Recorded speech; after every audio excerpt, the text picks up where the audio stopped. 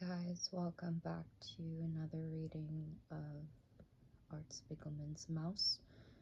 Today we'll be reading chapter 4 and on. I don't know if we'll finish the book. I am very overstimulated. I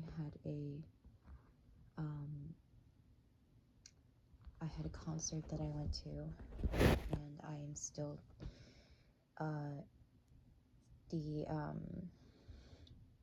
destimulating from the noise, as it was very loud, but worth it. So we'll see how I get into this. So last time we left off at chapter 3, and now we are entering chapter 4.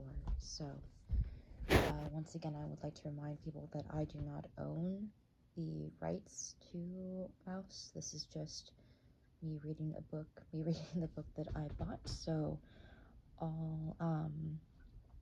all rights go to the original author, Art Spiegelman. This is his story. I just happen to own the book. So anyways, let's continue.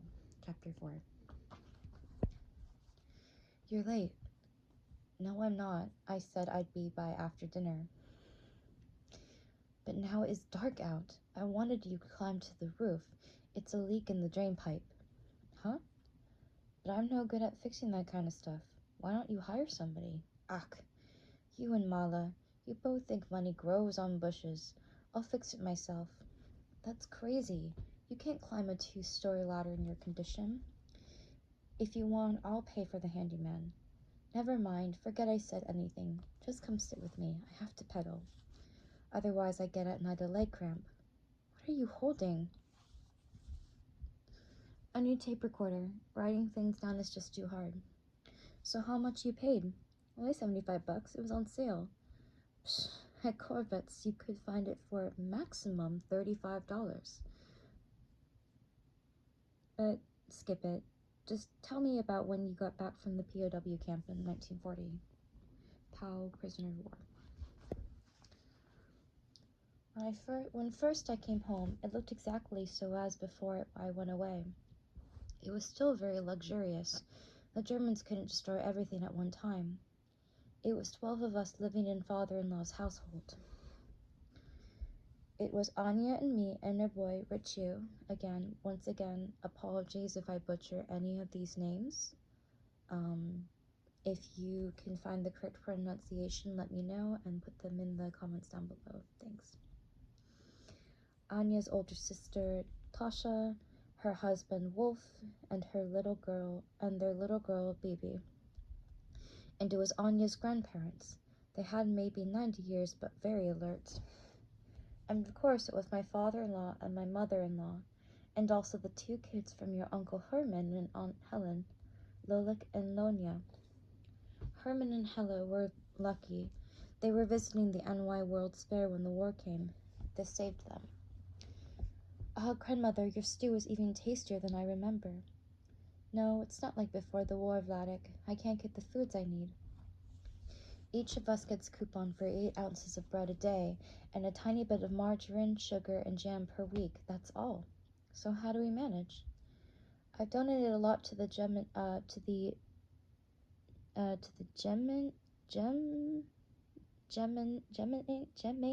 I don't know how to pronounce it. Gemeinde. Let me know. The Jewish Community Organization, and Wolf works there, so we get a little extra. And there's the black market. With money you can always get anything. It's dangerous though. The Nazis take you off to a work camp for breaking any minor law. Worse, even if you don't break any laws, and those that are taken away, they're never seen again.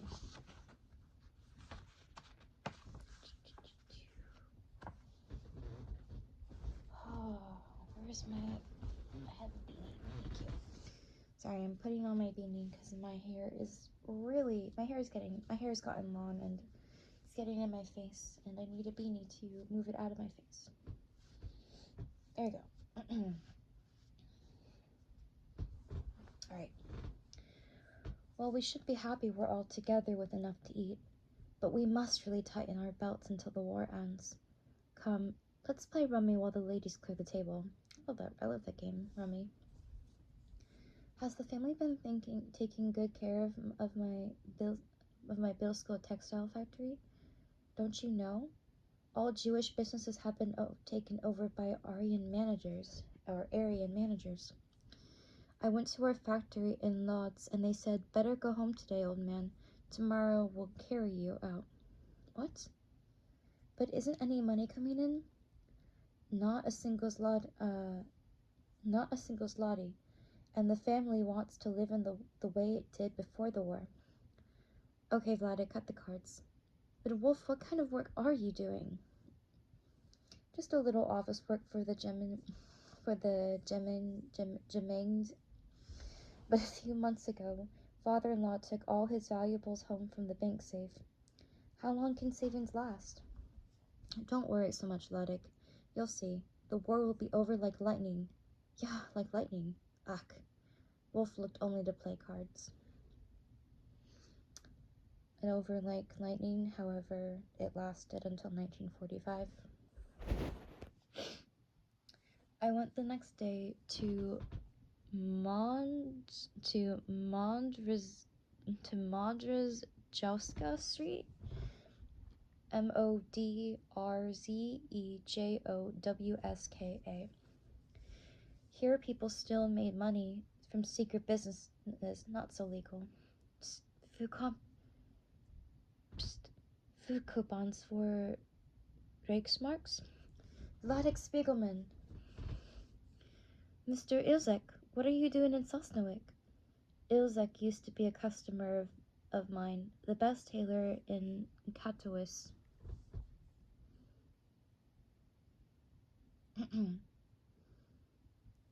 The Nazis moved me to an apartment here. I make uniforms for their officers and suits on the side when I can get the cloth. Are you still in business? I don't know. I just got back from war prison. Well, if you get any cloth, come see me. This note will get you past the doorman. The note told that I worked with him. Such a paper could be useful to have. I went then to shops what still owed me money from before the war. But I can't pay you. A German runs my place now. I'm lucky just to have a job. Then advance me. A few yards of material without coupons. Okay. Hide this under your clothes. Mr. Ilzeki, please?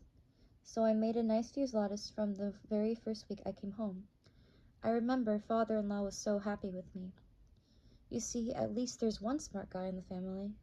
Of course, I only said I got half what I really made, otherwise they wouldn't save anything. A little later, I was again on Modrzejowska. Oh my god, can't pronounce it. Looking to buy some textiles without coupons. The SS closed off the whole street to inspect the working papers from everyone. I didn't know before about this. I managed to disappear into a building. But they took maybe 50% of the people away. I talked about it to father-in-law.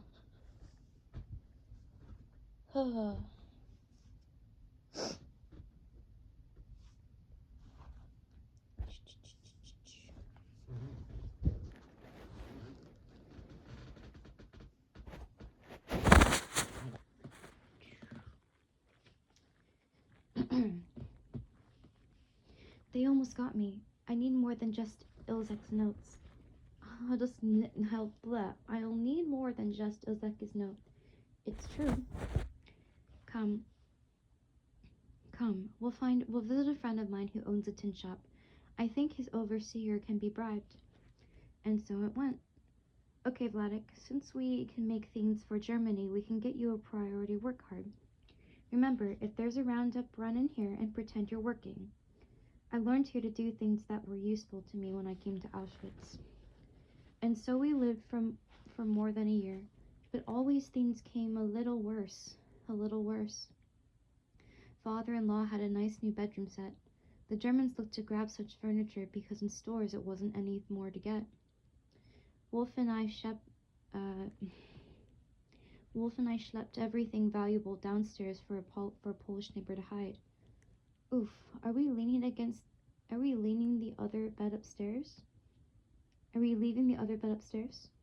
Yeah, mother-in-law is too sick. She needs a good bed to sleep. Anya's mother had gallstones. The day the Germans came, she lay in bed. Please don't take her bed. Look how sick she is. The doctor is here every day. Father-in-law had an old friend who came always over to play cards. And they left without taking anything? You know, I met a German official who would pay well for a bedroom set. Hidden, we had no use from the furniture, so we schlepped it again upstairs to sell. You have excellent taste in furniture, Zelberberg. Thank you.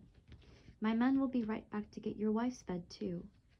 You cheated us last time, Jew. Wait, I haven't been paid yet. Please, if you want to stay alive, go back inside. He was so unhappy after. So unhappy. One time I was going to see Ilzeki. This was late in 1941, I think. His house was very near to a train station, and it was going on there something terrible.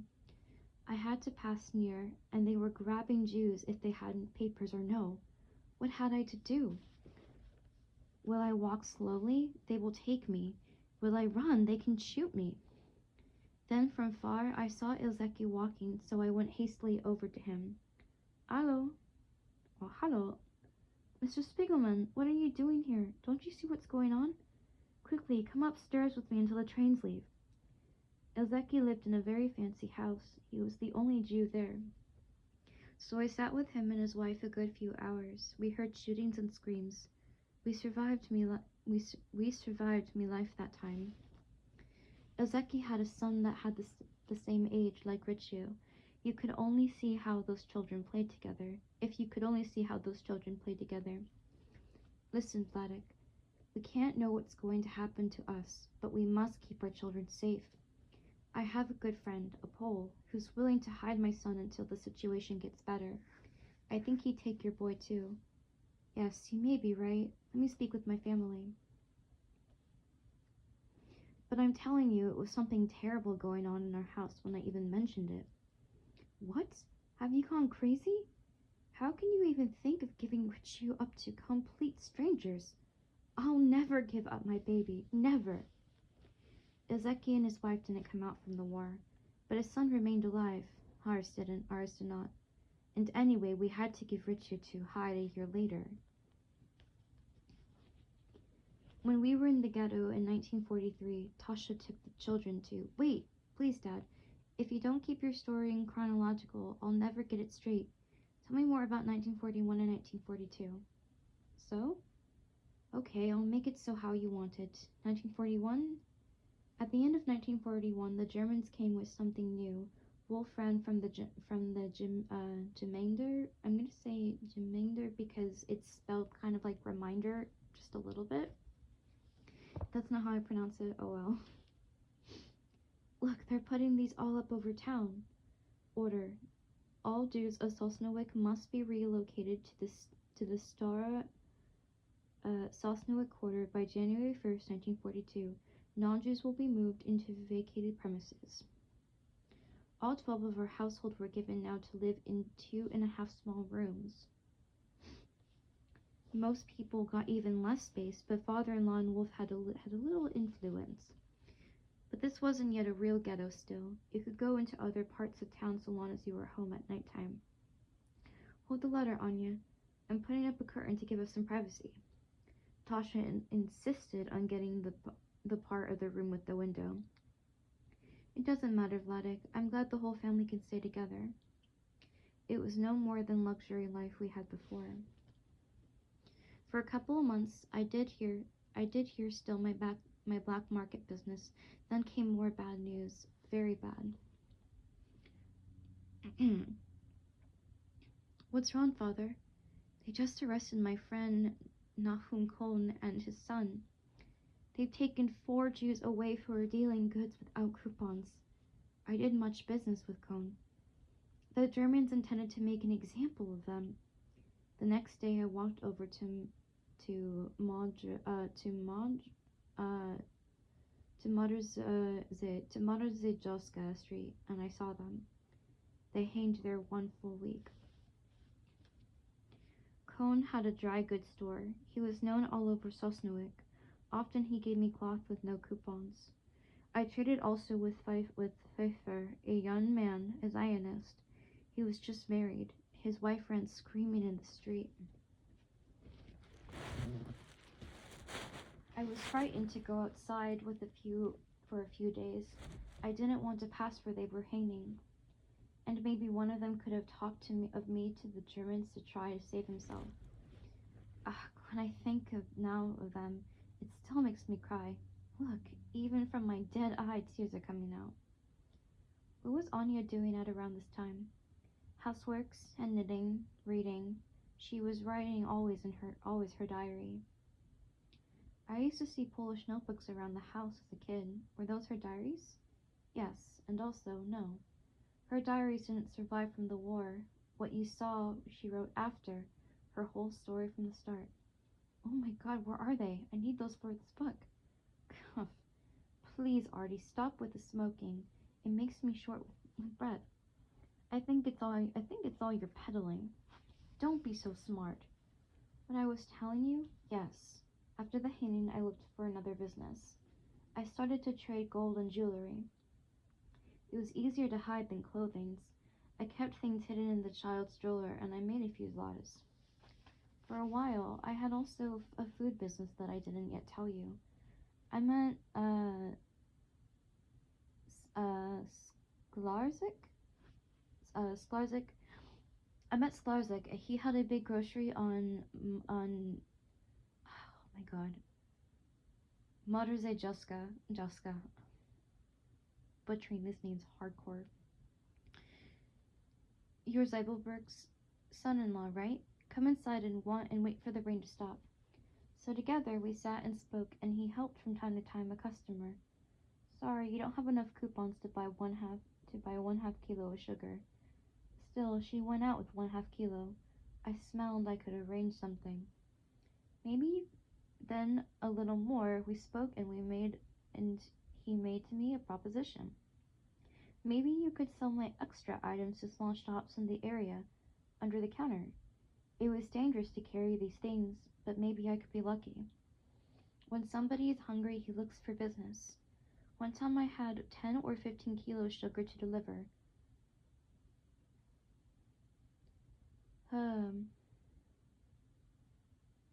Haltu, what are you carrying? I feel bad reading everything that the Nazis are saying in this.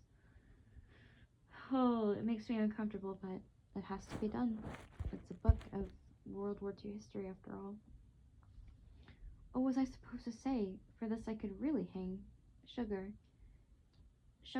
I'm taking it over to my grocery store. Oh, you have a shop? I made it so they would think it was legal. I went to the back room where I had to deliver. Open up, Poldek. I've got our sugar. And they let me go without even checking my They left me go without even checking my papers. But when we came to Stara Sosnowiec, all my business became harder. It was not so easy to move around. The tin shop finished. The owner was the only Jew that let work there. I got then a job in a German carpentry shop. Father-in-law and Lodek worked already there for really no money. I didn't need this before, but now I had to have the work paper. Wolf could have arranged me a job at the Geminade, Lemonade, Geminade. But I didn't want to put my hands there where Jews were being taken. And then it came again, something new from the Germans. We got a notice. All Jews over 70 years old will be transferred to their Asienstadt in Czechoslovakia on May 10, 1942. A community better prepared to take care of the elderly than ours in Sosnowiec. Doesn't look too bad. Whew. It doesn't look too bad. Like a convalescent home? Anya's grandparents had about 90 years. We've been together, a family, for 70 years. We don't want to break apart now. Don't worry, we won't let them take you. We didn't let know of Auschwitz, of the ovens, but we were anyway afraid. So in the yard we made a hiding place, a bunker. The cutaway view says, storage sheds, false wall, and the grandparents. We sneaked food to them, and when it was safe, we took them inside a little. Several times came the Jewish police to our house. Our records show that Mr. and Mrs. Carmillo live here. They haven't registered for transfer. Yes, my wife's parents. They left without a word a month ago. Jewish police? Yes, with big sticks. I can't remember. It's not the Gestapo. Can't remember, but there were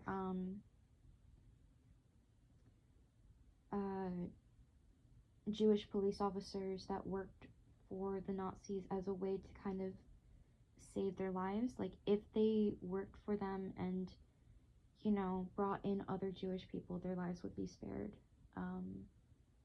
Yeah. Hard times. Some Jews thought in this way. If they gave to the Germans a few Jews, they could save the rest. At least they could save themselves, exactly. And a month after, they again came to father-in-law. Mr. Zelberberg, you and your wife must come with us. If the Kramios don't turn up in 3 days, you two will be sent in their place. He had still a little protection from the Geminade, so they took only him away, not his wife. He sat a few days there, then he sent to us a note. He wrote that we had to give over the grandparents, even if they took only him away now. Next they would grab his wife, and then the rest of the family. So what happened? What happened? We had to deliver them. They thought it was to Theresienstadt they were going. Let us know if you need anything. But they were right away to Auschwitz, to the gas.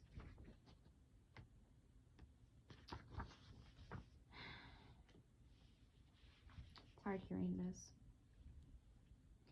When did you first hear about Auschwitz? Right away we heard. Even from that other world, people came back and told us. But we didn't believe. Then the same news came more and more, so we believed, and later on we saw, even worse. After what happened to the grandparents, it was a few months quiet. Then it came posters everywhere and speeches from the Geminade. Fellow Jews, on Wednesday, August 12th, every one of you, young and old, male and female, healthy and sick, must register at the Dent Stadium. Oh no, now what? There's no cause for alarm. It's only a matter of inspecting your documents and stamping them. This will protect you as citizens of the region. I'm not going. It's a Nazi trap. Everybody was worried. And our Jewish committee is helping those murderers. God knows what will happen to us at the stadium. Well, they just inspected Jewish documents in some nearby towns. It was no big deal. Anyway, we've got to go. Without our legal papers, we're lost. To go, it was no good, but not to go, it was also no good. My father, he had 62 years, came by streetcar to me from Dubrowa, the village next door from Sosnowiec. Here's a cookie, Richu. Aunt Fela, Aunt Fela baked it for you. Say thank you to Grandpa. After my mother died with cancer, he lived there in the house of my sister, Fela, and her 4 small children. I need your advice, Vladik. Should I go to the stadium on Wednesday or hide at home? I don't know. I'm not even sure what we're going to do. Anya's mother says she isn't going. She's sick and afraid. At least Anya's father, Lolik, and I all work at the German wood shop. But we're a little safer. But you don't work. You have no papers. You don't have anything. Well, our cousin Mordecai says he'll be at one of the inspection tables. I could bring my papers to him. What does Fela say? She's not sure, but if Fela decides to go, of course I'll go with her. Can I have another cookie? Or 2? Really, I didn't know how to advise him. But finally he did go. People were afraid to not show up. So it came to the stadium almost all the Jews of Sosnowiec, and from the other villages near maybe 25 or 30,000 people. Everyone came very nice, dressed. They tried so that they would look young and able to work in order to get a good stamp on their passport. When we were everybody inside, Gestapo with machine guns surrounded the stadium. Line up by family at the tables to register, quickly. Then then was a selection with people sent either to the left, either to the right. Old people, families with lots of kids, and people without work cards are all going to the left. We understood this must be very bad. Me and Anya came to the table where my cousin was sitting. Ah, you work at the carpentry shop. Go to the right.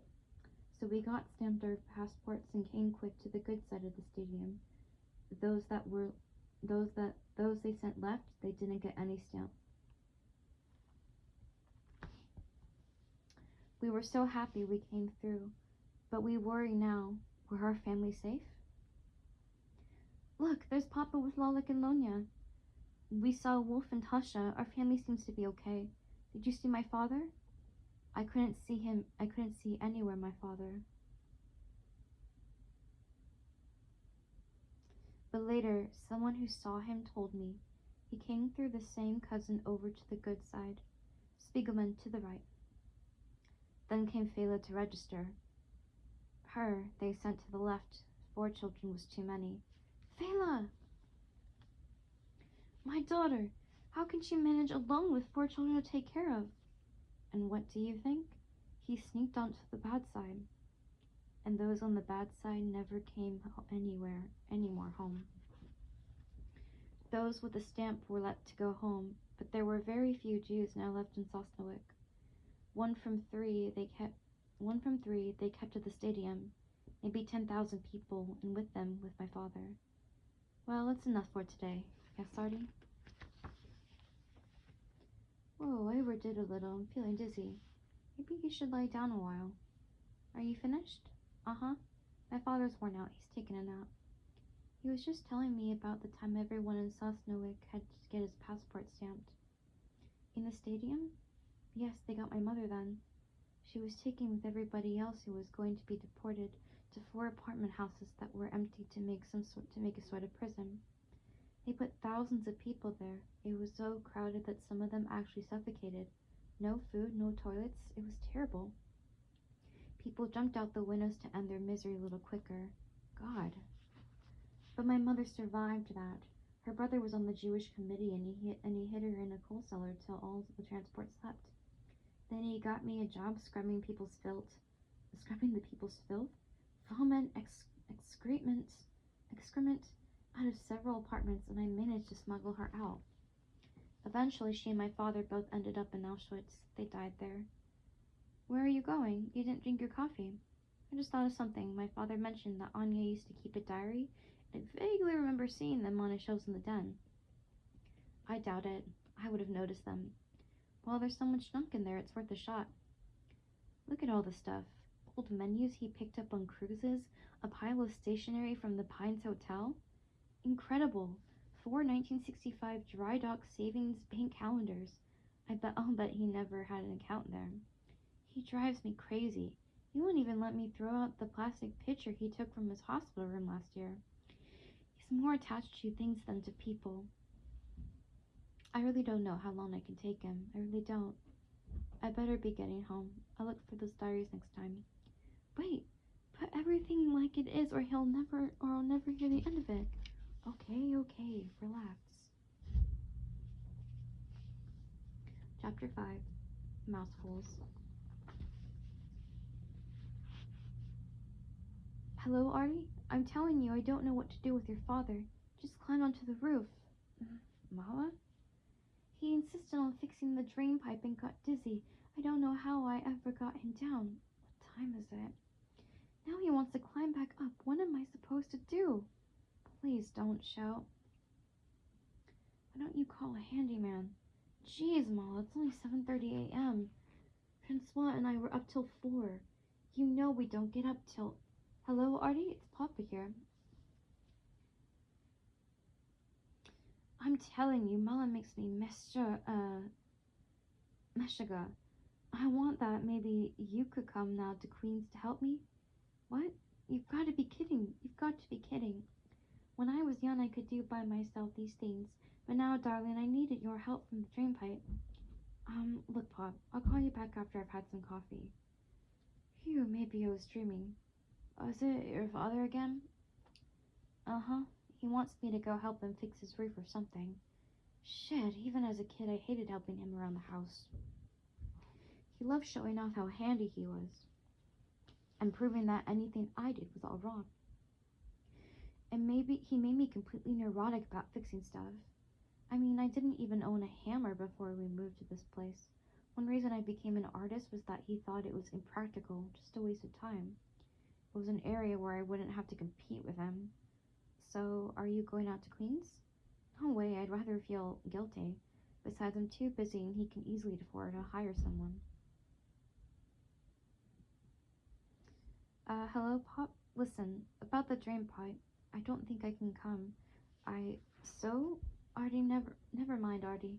I talked just now to Frank, what lives next door. He agreed he would fix with me over the weekend. That's great. Yes, of course, better it would be fixed today, but at least somebody will help me. Just great. About a week later, early afternoon. Hiya, Pop. What you doing out here in the garage? It's always something here. It's always something here I must do. I'm putting now away my old nails, the long ones separate from the short ones.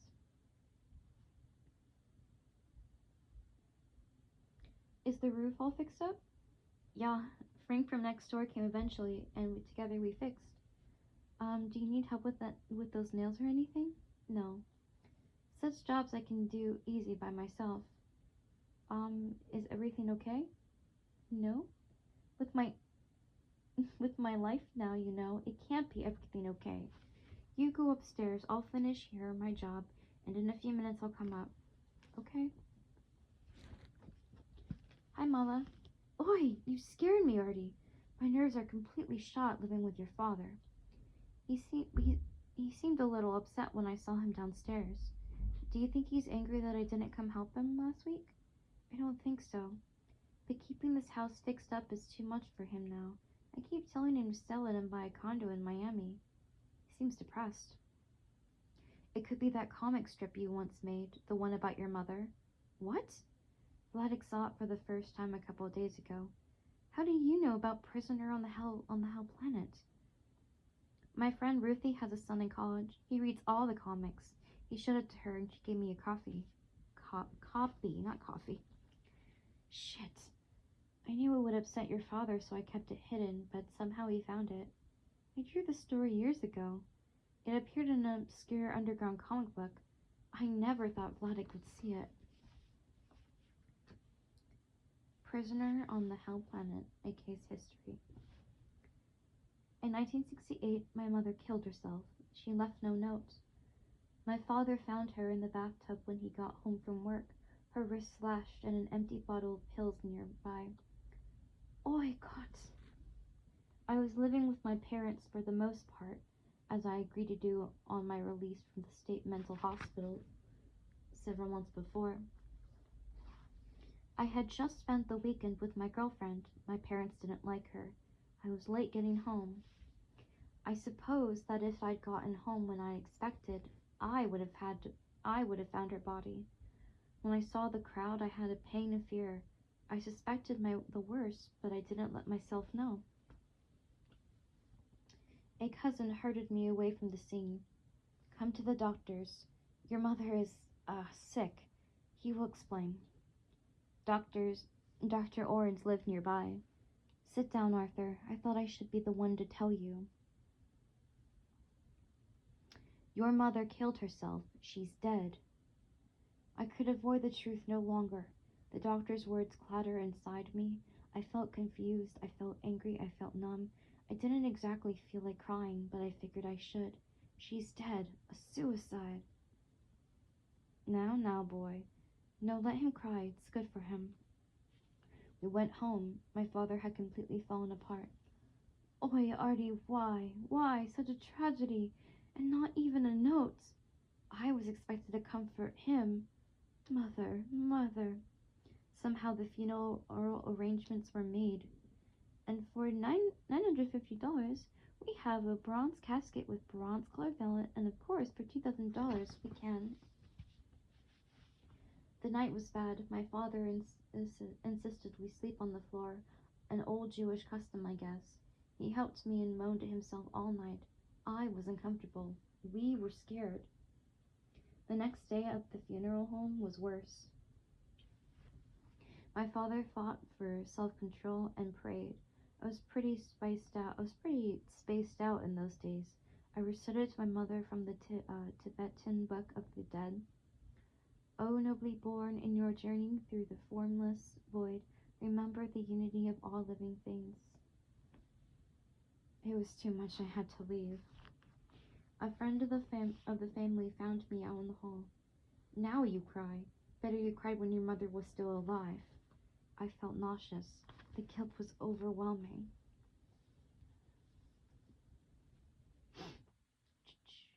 The next week we spent in mourning. My father's friends all offered me hostility mixed in with their condolences. Arthur, we're so sorry. It's his fault, the punk. They think it's my fault. And for the most part, I was left alone with my thoughts. Menopausal depression, Hitler did it, mommy, bitch. I remembered the last time I saw her, Artie. She came into my room. It was still late at night. Artie, you still love me, don't you? I turned away, resentful of the way she tightened the umbilical cord. Sure, Ma. She walked out and closed the door. Well, Mom, if you're listening, congratulations. You've committed the perfect crime. You put me here, shorted all my circuits, cut my nerved endings, and crossed my wires. You murdered me, Mommy, and you left me here to take the rap. Pipe down, Max. Some of us are trying to sleep. Gee, I'm surprised that Vladik read this when he found it. He never reads comics. He doesn't even look at my work when I stick it under his nose. But this isn't like other comics. I tell you, when Ruthie showed it to me, I thought I'd faint. I was so shocked. It was so personal, but very accurate, objective. I spent a lot of time helping out here after Anya's funeral. It was just as you said. So, Artie, I'm ready. Let's walk now to the bank together. Mala just told me that you saw my comic, the one about Mom. Yes, I found it when I looked for the things you asked me last time. Whew, I saw the picture there of Mom, so I read it, and I cried. I'm sorry. It's good you got it outside your system, but for me it brought in my mind so much memories of Anya. Of course I'm thinking always about her anyway. Yes, you keep photos of her all around your desk like a shrine. What have I to do, Mala? In the garbage put them?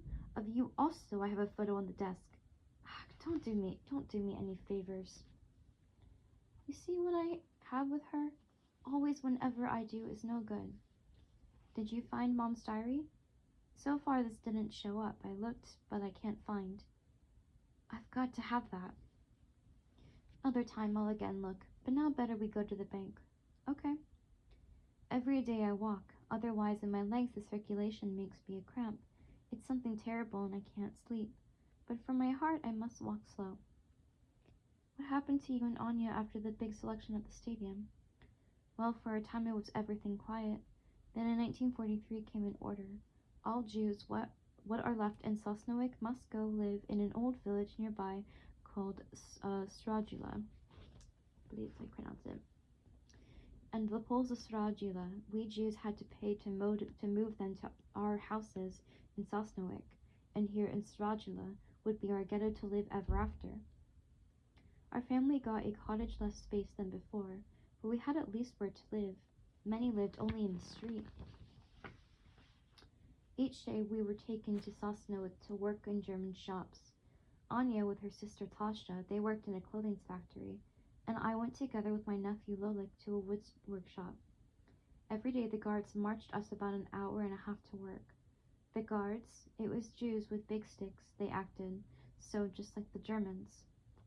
And every night they marched us back, counted us, and locked us in. Vladik, Lolik, hurry home. Anya, what is it?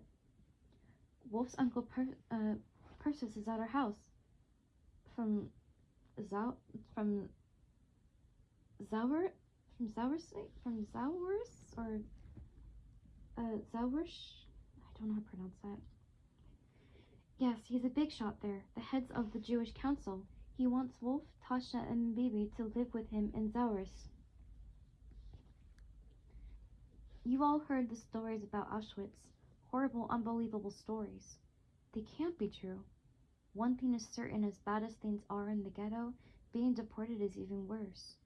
Please, it's bad luck to even speak of it. Look, you don't have much influence here. In Zaurish, I have some influence with the Germans. I can bribe them. Look, my 90-year-old father still lives with me. Whenever there's a roundup, an SS man guards him to keep him safe. 90? This was 1943. It wasn't left any other Jews that had 90 years.